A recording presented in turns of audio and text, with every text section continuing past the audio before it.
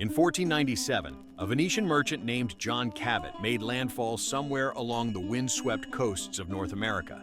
His voyage would launch a family legacy of exploration that stretched across oceans and empires.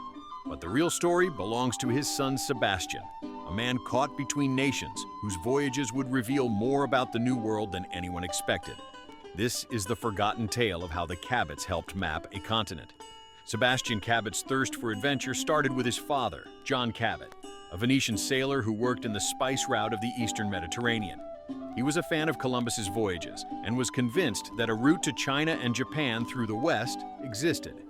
In the 1480s, John moved first to Spain and then to England, searching for financial backing for his voyages in search of a western route to Asia.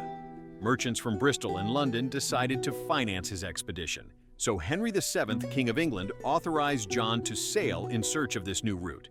While his first expedition of 1496 failed, the second one of 1497 was much more successful, where John, with a crew of only 20 people, departed from Bristol on a ship called Matthew and reached the North American coast.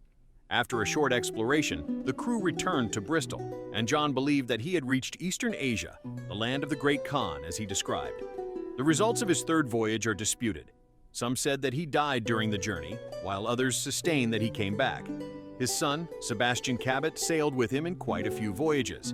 Some accounts suggest that he was born in Venice, while others sustain that he was born in Bristol and moved to Venice at a young age, where he spent a few years before moving back to England. Even the year of his birth is not known for sure, but is assumed that it was around 1474. Nevertheless, he was a Venetian citizen. After the death of John Cabot, news of Christopher Columbus's discovery of the West Indies reached England, sparking great interest in the court of King Henry VII.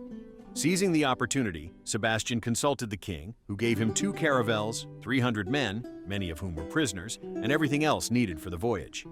In 1508, Cabot departed towards America's northwest, following the hopes of his father to find a passage to Asia. Sebastian Cabot's expedition reached Hudson Bay but was likely halted by ice, forcing him to sail south along the coast toward Florida. With supplies running low, he was compelled to return to England. On arriving, Cabot found a state of disorder due to the war in Scotland, which made clear that voyages of exploration were not the priority anymore. Luckily, Sebastian had a friend in the Spanish court, Peter Martyr of Angleria, who was in confidence with the recently ascended monarch Charles V. Peter ensured that the monarch learned of Cabot's voyages and expertise in cartography, skills that proved invaluable to Spain's conquest ambitions in the New World. Impressed, King Charles V appointed Cabot as his new pilot major. Spain's recent discoveries in the New World necessitated the creation of the Padrón Real, a standardized master map to consolidate and regulate all incoming cartographic data from the Americas. This responsibility, together with the duty of examining and licensing all the ship pilots of the Spanish fleet, was assigned to Sebastian Cabot when he accepted the position of pilot major. Cabot was quite comfortable in his new position, maybe a bit too much, as his thirst for adventure started to bother him. After a few years, Sebastian became extremely bored with his duties and started negotiations with Venice to lead a new exploration. These negotiations did not last for long, as his friend Peter Martyr informed him of the new exploration plans of the Spanish crown. This time, Spain wanted to explore the southern part of Latin America, creating a fleet that would cross the Strait of Magellan and explore the west coast of the continent. Sebastian's desire was to go north and find the infamous North Passage to Asia that his father had died looking for. But this was an occasion that he could not refuse. In April 1526, Sebastian Cabot sailed with a squadron of 3 large vessels, 1 small caravel, and a crew of 150 men towards America's southern cone. Portugal had opposed the expedition from its inception, and even dispatched a fleet under Diego Garcia to incite mutiny among the Spanish ranks and sabotage their progress. Yet the Portuguese were the least of Cabot's worries, as his men troubled him far more. Sebastian deeply mistrusted his second-in-command, Martin Mendez, a sentiment compounded by the palpable resentment Spanish crew members harbored toward their foreign captain. The tension was heightened by the chain of command. Should Sebastian vanish, Mendez would assume control, followed by 11 other Spanish noblemen in succession. This precarious hierarchy made the ship's atmosphere thick with suspicion and hostility. Rumors that provisions were finishing halfway through the voyage started to spread, which created the perfect circumstances for Mendez, backed by a few other dons, to start a mutiny. Sebastian Cabot, still with the support of a few of his men such as Gregorio Caro, was quick to crash the uprising and abandon the three dons on an island, where the Portuguese expedition of Garcia, which left the Iberian Peninsula 4 months after Cabot's, would eventually reach the area and send them back in a slave ship. These men were of high rank and great influence in Spain, so much so that Cabot had to stop his vessels before reaching the Magellan Strait at the Rio de la Plata, where he would send a messenger to inform the emperor of what happened. Charles V gave full support to Cabot for his actions, which consolidated his position as the captain, and during the 5 years the expedition remained in the Americas, there was no more murmuring but devoted fidelity from his troops. That same river, the Rio de la Plata, was discovered by his predecessor as pilot major, Juan Diaz de Solis, who lost his life exploring it. At this point, Cabot only had 2 vessels and a caravel, as one of the ships sank during the voyage. He continued the exploration of the river, pushing his way through the violent Pampas winds until he reached the island of St. Gabriel, where the waters were too shallow to navigate. In one of the islands nearby, de Solis was buried. He reached that far when, in an unfortunate dispute with the natives, he and 50 of his men were killed. Cabot explored the area and found a spot where to erect a fort, and from there, he wanted to explore the west, as the natives from that area were in possession of silver. He left the first fort and vessels under the command of his troops and departed with a modified caravel and a few boats to navigate the Paraná River upstream. While sailing along the river, Cabot encountered numerous indigenous communities inhabiting its shores, who observed his vessel with curiosity. These lands showed clear signs of cultivation by native hands. After several days of exploration, 3 Spanish crewmen strayed from the group to gather coconuts.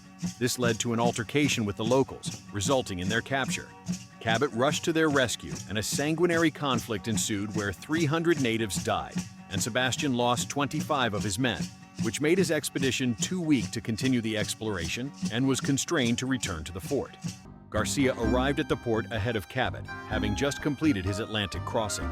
He immediately demanded control of the fort in the emperor's name, but Gregorio Caro refused, asserting that he held the fortress in the joint authority of Sebastian Cabot and the emperor.